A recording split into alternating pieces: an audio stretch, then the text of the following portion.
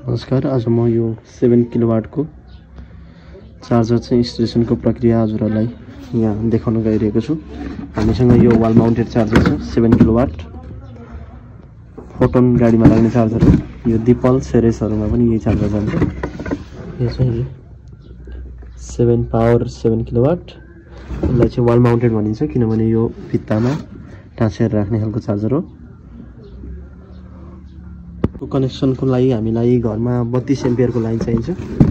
32 एम्पियरमा चाहिँ हजुरहरूले 7 किलोवाटमा फुल load 32 ampere लिने भएकोले घरमा अरु केही कुराहरु छ भने त्यो गाडी चार्ज गर्दाखेरि चलाउन मिल्दैन। यसको कनेक्सनको लागि चाहिँ अब हामीले यो पछाडीको यो कभर खोल्छौं।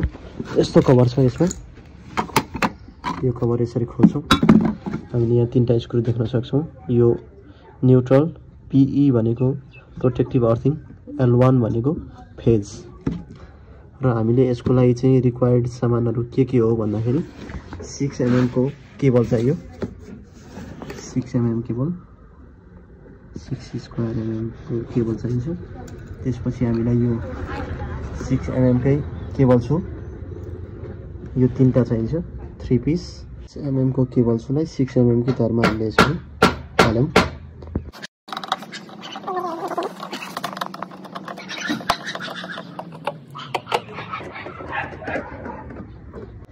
मैले चाहिँ इन्डिकेसन गरेर पहिले फेज छुट्याइसकेको छु। तपाईहरुले पछि मल्टिमिटरले हेरेर छुट्याउन पनि सक्नुहुन्छ। L1 भनेको फेज, N भनेको न्यूट्रल र PE भनेको अर्थिङ। यसरी हामीले यो केबललाई यहाँबाट छिराएर स्क्रुले यसरी मजाले टाइट गर्छौं।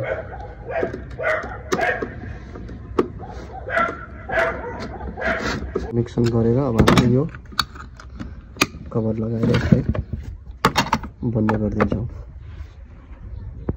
यो भित्तामा अट्याच गर्नको लागि हामीसँग यो छ पछाडीको यो कभर खोल्ने भइला।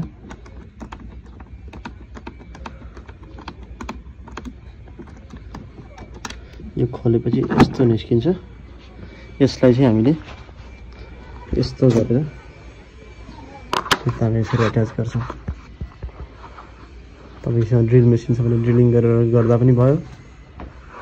छैन, यदि अडिने अवस्था छैन भने यसरी प्लाई ठोकेर गर्दाखेरि सजिलो हुन्छ। यसरी चाहिँ स्क्रु टाइट गरिसकेपछि अब हामीले यो चार्जरलाई यहाँ यसरी झुन्ड्याउँछौं। पछाडीको लक हेरेर यसरी ट्याक्क झुन्ड्याउनु होला। त्यसपछि यसको लकको लागि अघि नै हामीले खोलेको स्क्रु यहाँ हालेर टाइट गर्ने हो। त्यसपछि यो चार्जर भयो। अब हाम्रो लागि होल्डर छ। यो होल्डर छ, यो गनको होल्डर हो। गनको होल्डरको लागि हामीले यसलाई यसरी यताबाट यसरी छिराउँछौं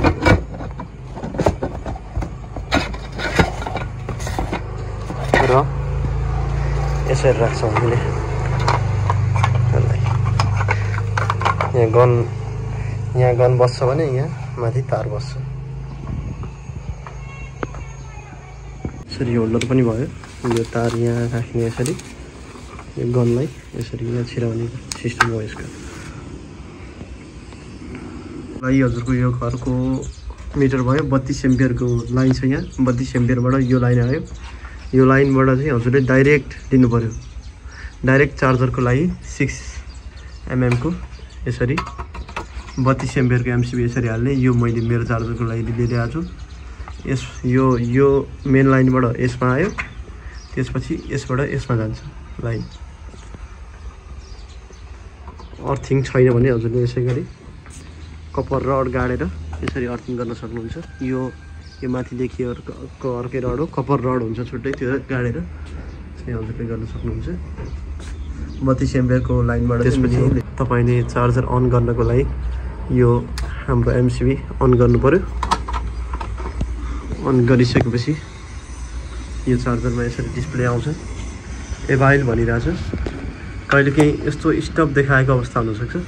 स्टप देखाएको भनेको चाहिँ यो साइडमा इमर्जेन्सी बटनको एउटा यो बटन छ। यसलाई यस्तो दाहिनेपट्टि यसरी घुमाएपछि यो स्टपको चिन्ह हट्छ।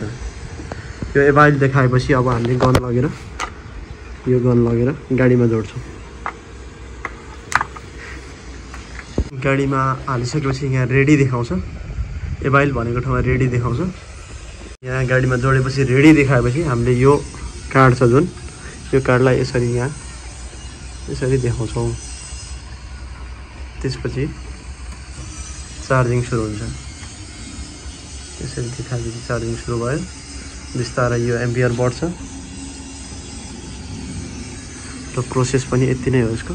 चार्जिङ हुँदा यो हरियो बत्ती सरर बल्छ, कुनै फल्टहरू आयो भने यहाँ रातो बल्छ।